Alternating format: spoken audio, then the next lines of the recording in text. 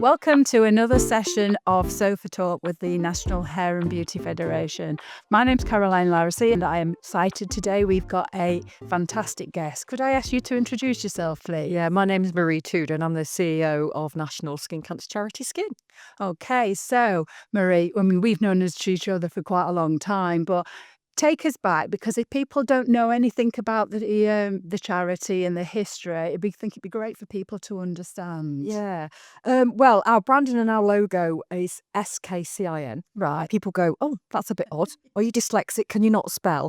The KC in our logo and our branding has significant relevance to our humble beginnings, really. We are a grassroots charity. And the KC in our logo and our branding stands for Karen Clifford. So the charity was set up by the Clifford family after Karen lost her life to melanoma in 2006. So it's actually our 20th anniversary this year. Wow. And the interesting backstory to all of this and why we work with the beauty industry is it was in fact her daughter that was a beauty therapist that was giving her mum a treatment that was the one that detected her melanoma. So during a treatment, as many people do, Mum, what's this? Mum dismissed it. Mum, it's just been itching and bleeding a little bit, ignored it. And the long story short was obviously she did eventually go and see a GP, referred her to dermatology. Dermatology took a biopsy and it was then diagnosed that it was a melanoma. Wow. And the backstory and the short story of that is that later on it was an advanced melanoma where she had a full groin dissection. And back then, can you imagine 20 years ago, there was no skin cancer charities. No. There was no information. There was no mobile phones. There was no Dr. Google, PCs, iPads. So when the family said, melanoma, what is that? Yeah. People didn't really know. No, the conversation wasn't happening. And there was no scans we were offered at that time. Wow. Yeah. So after major surgery, she went for a further 3 years and everything was fine, or so she thought. And then another routine scan showed there was something not quite right. Yeah. And she died 6 months after that. So the family were absolutely devastated and wanted this not to happen to other people. Yes. And really the charity was formed in 2006. So it's our 20th anniversary and quite unique as a charity as well. Yeah, goodness me. That's amazing. So I know that you guys do so much stuff. So how were you involved? Where did that sort of start from? The charity has a quite a unique approach. When people hear the word cancer charity, they instantly think of research, patient support, emotional counselling, and we are totally different. And we are an education charity. And the reason for that is the Clifford family discovered very early on that skin cancer is a largely preventable disease. So it's 90% preventable. So putting all this money into research, putting all this money into finding a cure, when actually we can stop it before it's even started. Yeah. So 90% preventable, and the government is spending £750 million treating the disease. That money could be better well spent. So as a charity, we focus on education. So our mission is really to raise awareness of skin cancer, promote early detection and sun safety. And how we nutshell that all together is we work with what we deem at-risk and influential audiences. So our at-risk audiences are children, youngsters, babies, and other at-risk audiences. But then we also work with influential audiences, and that's where working with the beauty industry comes in, because they have such a pivotal and powerful role to play that actually they offer close contact services. They see their clients more regularly than people would see a GP. So they have this unique role. And that's when we developed our unique training, which was now, I think it was 7 years ago, which many of your followers and supporters may know, MASCED. MASCED. It's an acronym. It stands for Melanoma and Skin Cancer Early Detection. And we launched that training and it's been a beautiful, beautiful story. We're sitting here now, 7 years later, we've trained 14,000 people. Wow. And hundreds upon hundreds upon hundreds of early detection stories. And that's why we do the work that we do. So I'm involved with the charity. We've been going 20 years. I joined 10 years ago. And I'm very much a person that I wanted to, at that time of my life, I wanted to make sure that I was doing something where I was giving back. And this is something that the charity definitely does, because everything we do, our whole mission and aim is about giving back. And when we hear those inspirational stories, I mean, the strapline to the training is training eyes to save lives, which sounds a bit sensational, but actually that is exactly what these people in communities, in salons, in clinics, in hairdressers up and down the country are doing. And this needs to be amplified, it needs to be celebrated, and they need to be thanked because what an amazing job they're doing. Absolutely. And I think that's one of the things that, we recently had our Respect event, and it was like really amplifying, some of the really good things that, beauty professionals do. And the simple fact is exactly what you said, is they actually see parts of the body that you don't see yourself. And I think that a salon is a safe space. Yes. It really is a safe space where you can have that sort of conversation, where you can say, oh, look, there's a little mole there. Have you looked? And I know, I mean, we met about, was it 7 or 8 years ago when this was first being launched. And I went through the training then, which was absolutely fantastic. And I think I've done it twice since. And I've got to say, it's not easy, to do it. It's really, really thorough. But it's such a good foundation. Do you want to tell everybody about what they... Yeah, so we 7 years ago, we'd been asked by many people to come and do a session with us. We want to train beauty therapists or whatever profession or specialty it might be. And we thought, actually, the way we can reach more people is by providing a digital solution. And this was just before online courses started, just before COVID. So we thought, actually, if we can create a solution that's digital, that can give people the skills to spot the signs and symptoms, but also not just be a training room where they're talked and lectured at, but where they can go through a level of competence. And that's when you're talking about, it shows you images, it talks you through the training and gives you case studies of patients presented with this, they've told you this, what would be your next course of action?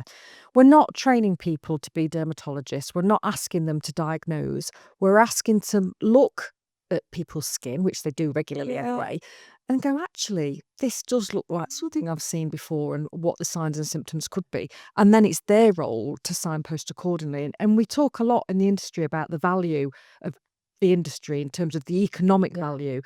But there's this hidden value that actually the training eyes to save lives to us means a lot. These businesses are based in communities up and down the country. Yeah, absolutely. They are the lifeline of the high street. And actually, these people have trusted relationships, long-term relationships. My beauty therapist I have had for over 30 years. Yeah. So what other person do you have a relationship where you go to for service, where you've got that kind of relationship? So I think that's when we launched our training. It's been something beautiful that's happened. And the training now, I'll give you one of the best stories we had. We had a business owner that has a business at the bottom of her garden. And she did our training. She put what she'd learned into action. She's only got 100 clients. That's all. Quite a small number. And she'd identified 8 people and said, right, I want you all to go and see a GP and get a referral to a dermatologist. You've all got suspicious lumps and bumps I'm not really that happy about. Of those 8, 5 were skin cancers. Wow. And 3 were melanomas. Goodness me. We were blown away. If this is what one person can do, a small-time business owner just doing their thing in their own small-time salon, this is absolutely amazing. Now, that news story went in the Daily Mail, the Daily Express, and we got on Sky News. Yeah, I remember, Which we thought, what have we done? And from there, it went to Fox News in America. And now we've had people from all around the world do the training. Australia, the US, South Africa, Norway, Sweden, everywhere. So we're filling really an unmet need in terms of people want this training. Oh, absolutely. And when we launched it, we were passionate that it should be for free. Because it was free, because we thought, this needs to be out there. It's training eyes to save lives. We're trying to save people's lives. We never expected it to be oversubscribed. And it was costing us money to send out training guides, do what we did. So yes, we do charge now, but it's only a very, very small fee of £25, which most people are very, very happy to do that. And they feel that they're giving back to their own client base because they're looking after their health and well-being. And I think for me, it's not just the beauty therapists, is it? It's the barbers, it's the hairdressers. I heard of an instance where a barber, got a client and they got something at the back of the neck, and the client was totally unaware of it. Yeah. And went, and exactly the same. But for me, it's also it's family, friends. It's just that £25 is absolutely nothing when you've got that knowledge inside of you. And you're absolutely right. It's not about diagnosing. It's just pointing somebody in the right direction and going, actually, I think you need to go and have that looked at. You know what I mean? And that to me, it protects me, my family, my friends, everything, because you're informed, aren't you? Yeah, yeah. And it's a real health promotion tool. I mean, when you talk about hairdressers, barbers, we've had lash technicians, we've had pedicurists, a whole array of specialties, because they're seeing people's skin. Absolutely. And they're talking to them and they want to give advice and they have that relationship. And that is for us about harnessing that community of people to convey and root that education. And that's the power of it. And I think that is what is totally unique about the training, and we're blessed that we've had so many reports back, and that's what giving back is all about. When you get those news stories through, all those case studies to say, oh, my client's just been diagnosed with a melanoma, or my client's been diagnosed with this, there'll be a client for life after that. Absolutely. But actually to us it means a lot, because it's one less person that's not going to be, another statistic. Yeah. They are going to be a success story, and it's going to be detected early. Yeah, I mean, it's the biggest organ in your body, isn't it? Your skin. And basically, skin cancer can come anywhere. Yeah. And I think that's what people, don't realise. They think, oh yeah, it might be your face. Actually, it can be on your feet. It can be absolutely Exactly. anywhere as part of that. So this it's online. It's online. That's the beauty of it. So we can reach more people. For people that want to get involved, I mean, like I say, 14,000 people have done it, but you'll probably pull me up on this. I believe there's over 250,000 people that work in this sector. Yeah. So 250,000, we've got an awful lot more to go at. So anybody that's interested in the training, just simply pop along to the website, which is www.massced.uk.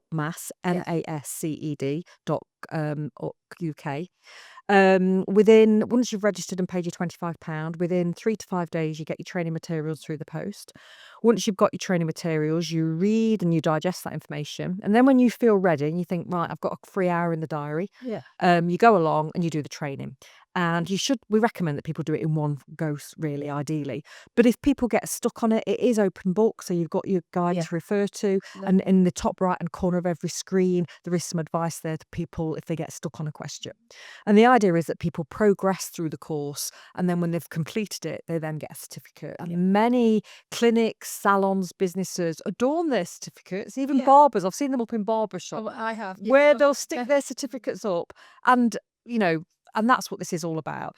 And the idea is that people are proud of that accreditation, and then, the year after they can renew it. And this is a community service that is being led by the sector, really. Yeah. And I think that's a key thing, isn't it? And it's about, it starts conversations in salons, you know what I mean? And I think that's a really good thing as well. And to get that information out there, I think that's really, really keen, because I know we've talked about, you've got, your education training side of things, and you are an NHBF assured trade member, which is absolutely fantastic. So you've got a part on our website that people can look at and, look at the charity. And we've got an offer for our members as well, haven't we? On a slightly reduced price for some of our members, because we really, really want to push this. Because I know I've done it 3 times, so I know how important it is to be able to do it. But there's loads of other things you guys are involved in as well. But shall we talk about the leaflets that you've got? Yeah. So what we've got is, when you do the training, we get sent a training guide, which is basically a training guide, but you also get this booklet. Now, this booklet is open to everybody, and it's a free digital download that's available on our website, but we're also going to make it available in a toolbox for members. Fabulous. So this is our little Bible. Now, my wish and mission is to get this kind of booklet into every GP practice, but that's unlikely to happen. So really, if we can get it into every high street salon, clinic, or whatever, it costs us £40 for a box of 320. Now, this little guide here, it's a free digital download. Even if you want to buy a pack of 10, you can buy a pack of 10. It's got everything you need to know about skin cancer. So it's got the signs and symptoms. It's got information about sun cream. It's got information about the UV index. Some people eyes glaze over when I mention the UV index. It's got information in there about children and babies. everything is in this handy guide, and that's what we think, actually, if we can get this everywhere, this is where we need it to be. And we've also got a free app on the back as well. So another way to reach people digitally is by people using our app, and that tells people how to download that. The resources that we've got, so in May is actually Skin Cancer Awareness Month. We have the biggest array of resources, whether it be mole rulers, whether it be posters, whether it be packs. And the idea is that this, again, is to celebrate that it is Skin Cancer Awareness Month. We do this 12 months of the year, not just 1 month of the year. But if, as an organisation, as a business holder, you want to get involved in supporting this campaign, please do take a look at our main Skin website. The posters are there, the downloads are there. We've even got monitors. So some people have waiting room monitors where you can download ads to put on waiting rooms. The biggest array you can possibly find, and that's what we want all of your members really to come on board with and support the message. It's not just a message that's just for May, it is for the rest of the year as well. But it opens that conversation and that dialogue about, do you do a sun cream, or what's the advice about this, or what should I be doing about that? And even if people take 1 or 2 of these away a week. We've had a lady that picked up one of these out of her son's school bag via our work with schools that we do. And she went home, looked at the booklet, and something in the booklet prompted her to think, I've got something like that on the bottom of my leg. And she went on to have a look at it, thought, actually, I need to make an appointment at GP. And she was diagnosed with a melanoma. Wow. And that was from this leaflet going home in a child's school bag as part of our school's work. So absolute Bible, really, that we really want to get this out to communities as widely as we can. Absolutely. I mean, it's prevention, isn't it? And that's the key thing, is it's spotting those early signs, moving forward. So I know you've got loads of other various different things that are available on the website. And I would absolutely urge people to go on there, have a look at all the range of stuff that's on there, because it's absolutely fantastic.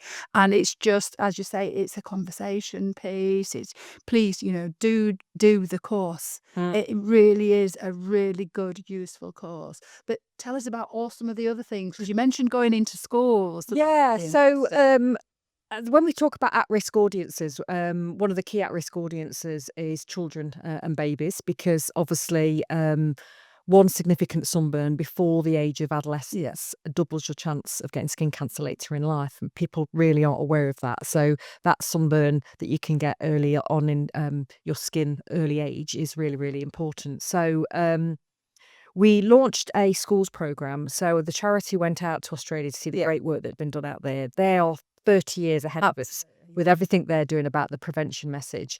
And we thought we need to do the same here. We started off with a handful of schools just doing outreach at primary schools. And the idea was that we wanted to embed that knowledge super early and try and get that knowledge so children were better informed. It's a life skill at the end of the day.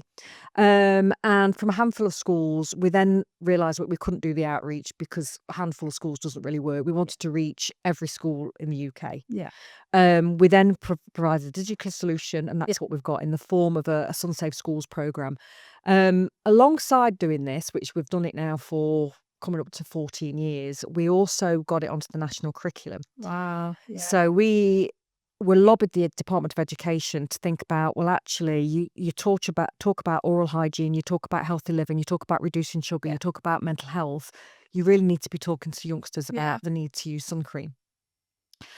So we got that on the national curriculum, and that was in 2020, and that gave us more power to launch the SunSafe Schools programme. So the SunSafe Schools programme is free for every primary school to take part in, and the idea is that it's for teachers to embrace the journey with teaching. So it's about getting the teachings into the school setting, but it's also about that setting being a sun-safe setting, that they've got a policy that says the children in this setting have access to sun cream, the children in this setting have access to a sun hat, and the children are also being led by people that are good role models. Because we have had situations where schools have banned sun cream, which seems absolutely ludicrous. And that's why we've come upon this journey where we want all schools to be SunSafe accredited and to work towards this goal. we make it as simple as possible. It's all free, and the bare minimum we want schools to do is do the lesson plan and the assembly. Yeah. But if they can do the whole steps, this is very much about education. It's about sharing that education with the parents, what you're trying to share with the parents, taking that education home, and also doing the lesson plans and assemblies, because what you're doing then is if a child goes to school at year 1, and they're doing this every year, by the time they've left at year 6, that knowledge will have been embedded. Yeah. So we offer a schools programme, all completely free. And if anybody watching this has got a child at a primary school, please get that school to sign up. Point them in the Get right them to take direction. part. So And we also do a one for nurseries as well. So we offer a free nursery programme, again, free resources, policy guidance, anything that the school needs or the nursery needs is there on a website. So that's a really big part of the work that we do, and we're very excited to say that we will be stepping into secondary schools in May. This has been long awaited because we are very aware that the solution needed to be something that was different for schools and the way they learn now. Yes. Children, once they get to secondary, glean a lot of their information from mobile phones. Goodness, yes. And actually, a child is normally given a phone at 11, if not younger in some cases, but most children, when they get to secondary school, are given a phone. And they're given this tool, but they're not taught about what is misinformation, what's true, what's not true. And they have to navigate this for themselves. There is a lot of information online about sun cream, sunbeds, and tanning behaviours, glamorization around tanning. And these children have to navigate this journey on their own. So the solution we've developed, which we'll be launching in May, is about the solution about how to reach that children and make them make the decisions for themselves, not by a lecture and learn session, but get them to explore social media and back up the facts and do it as a collective group where they can make decisions that's based on fact, not based on social media influencer, isn't it? Because these young people, they're so driven, aren't they, by what they actually see on social media, and particularly influencers and stuff like that. And I know from having my son that when he went to high school, all his lessons were actually on his mobile phone. On an app. So he had to have his mobile phone. Subsequently, actually, the school banned mobile phones, which was a really good way forward. But they believe these influencers, and sometimes it's just poppycock, isn't it? It's just absolute misinformation. So them being able to go out there and research it themselves and find out for the right information themselves is fantastic. As a game changer. We think we call ourselves pioneers because we've been around for so long. So we have been the first to do a lot of these things, you know, the first to work with at-risk audiences, the first to do campaigns, the first to work with unique messaging, and obviously schools we've done for a long time, as we have nurseries. So this for us has been long awaited, and the pause in not doing it sooner has been getting the offering right, because schools have changed so much over the last 5 or 6 years, and what we've got now we're really excited about. We are calling it a pilot, and we want secondary schools to come on board and the kids themselves, you know, to tell them what they're learning, because today kids are influenced by what they see online, and they need to make better informed choices. And this is about the education, about they are making informed choices, and making the right choices without the right knowledge. I think it's a different generation now, and it needs to have that different approach where it's them leading the investigation and looking at that. And for me, it's like we've almost covered the whole thing, because then when you've got college learners, they're actually doing hair and beauty and barbering programs, then the natural progression is to go on to the course and do that, because again, I think that should be embedded throughout all the colleges, that actually they do the course as part of the training. And I know in some colleges they do. Well, that we call, one of the aspects that we're trying to do is the cradle to the grave, which I think sounds a bit, but what we're trying to do is look at the child at a nursery, make sure they've got the education there, look at primary schools, get the education there, look at secondary, make sure they've got the education there, and then if they're going into a vocational role where they are seeing people's skin, we've got the mass training. So that beautifully all lines up, that by the time someone's got to 20, we hope that this education has had an effect, and they then become great advocates for advising and supporting other people with that journey and with that messaging. So it's been a long journey, but there's so many aspects and facets to what we do that I think this this is really, really powerful. And from that cradle viewpoint is what we're trying to do. Absolutely. And I think for me, it's something that you guys have been doing it for such a long period of time. I mean, we've known each other for such a long period of time because of this. And I think it's about chipping about getting that message out and making sure it's in the right forum. And I know you've done a lot of lobbying with MPs and been to Parliament and Westminster and all that side of things to get all these things in place, which is absolutely fantastic. Yeah, I think what tends to be a view that people have is like, oh, we need to raise awareness and we need to make sure people are aware. And people tend to come up with campaigns. Yeah. But campaigns are very short-lived. They have a short shelf life. They make a big hit, a big reach, but then don't go anywhere else. Yeah. As where what our solutions provide is educational intervention that have longevity with them. They're supported and they're sustainable. Yeah. And the lobbying that we're doing with government is about encouraging the government to look at our work and say prevention is better than cure, and rooting educational in a strategic way by the way that we're doing it is the route to go if someone is really serious about making a difference. It's 90% preventable. Well, actually, what are we going to do to prevent it? It's not just spending hundreds of thousands of pounds on a here today, gone tomorrow campaign. Yeah. This is about starting with a strategic approach that we know it works. It's effective. We know it works.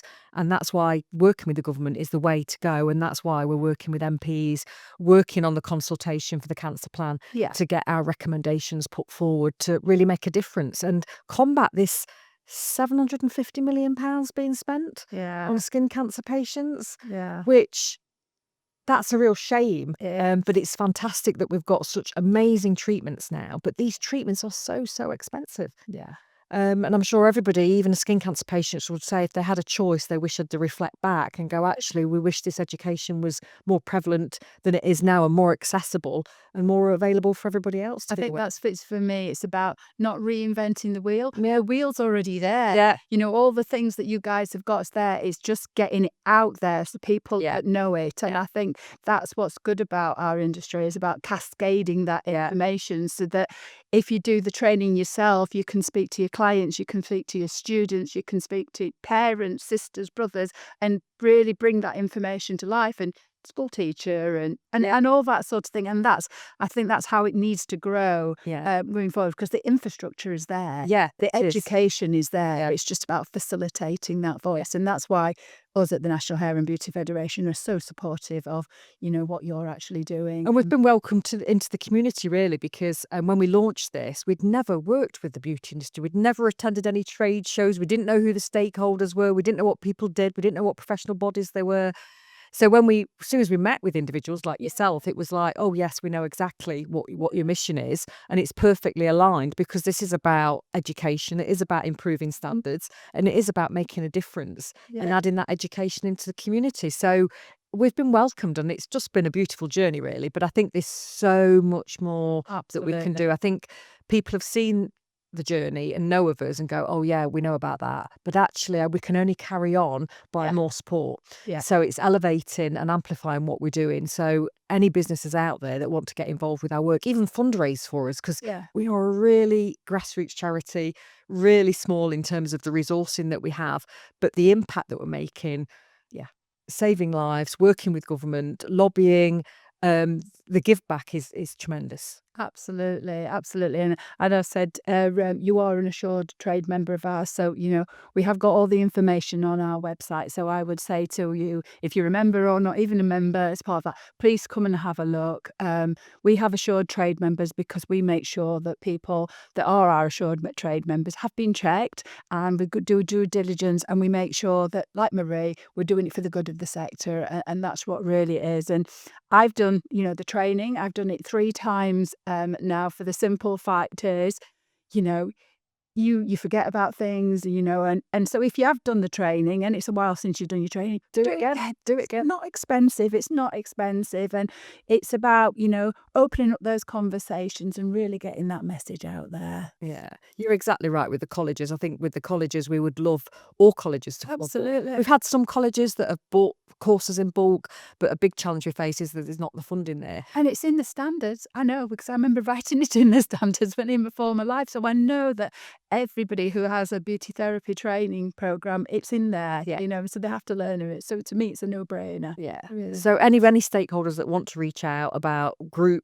purchases or working with us or getting a collective group of people on board with it.